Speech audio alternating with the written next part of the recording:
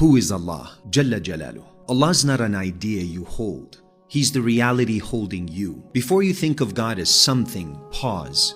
Because everything already needs Him to exist. Allah is Al-Haq, the real. Everything else is borrowed reality. The Quran doesn't begin by telling you what Allah looks like. It begins by telling you who you're standing before. All praise belongs to Allah, Lord of the worlds. Not owner, not manager, Rabb, the one who nurtures, carries, grows, sustains, corrects, and never abandons. Allah is the one who knew you before you knew yourself, before your name, before your fears, before your sins, before even your excuses. Was I not your Lord, he asks? And your soul answered, Bala, yes, indeed. Before your tongue ever learned language, that yes is still echoing inside you. That's why your heart is restless. Allah is not far.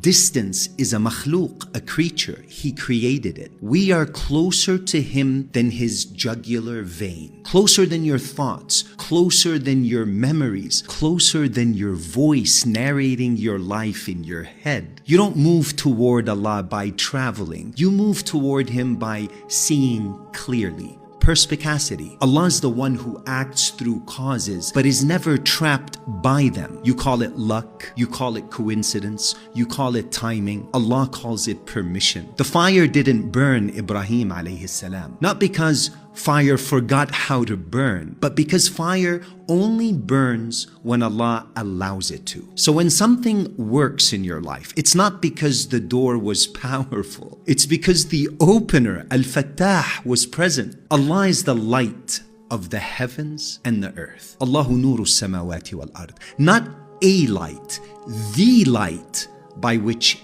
anything and everything is seen. Allah is Ar-Rahman, mercy before you deserve it, and Ar-Rahim, mercy after you mess it up. The Prophet sallallahu alaihi wasallam said, Allah's mercy outweighs His anger. Read that slowly. Not equals, outweighs. You think Allah is watching to punish you? Allah is watching you to return you to Him. Even your guilt is a form of guidance. Allah is not intimidated by your doubts. He created your intellect, not offended by your questions, because He placed curiosity in you, not shocked by your sins. He already knew the version of you that would fall and still created you. Why? Because Allah subhanahu wa ta'ala is not building perfect people. He's revealing who He is: forgiver, restorer, guide. If you never fell, you would never know His name, Al-Ghafur. Allah is the one who answers before you ask. You say,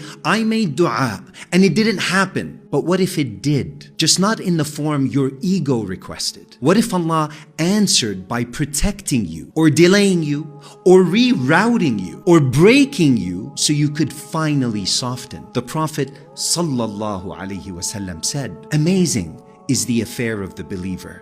Everything is good for him. Not because life is good, but because Allah is involved. Allah is not found in noise. He's found in surrender. When the masks fall, when the strategies collapse, when you finally say, I can't do this alone. That's not weakness.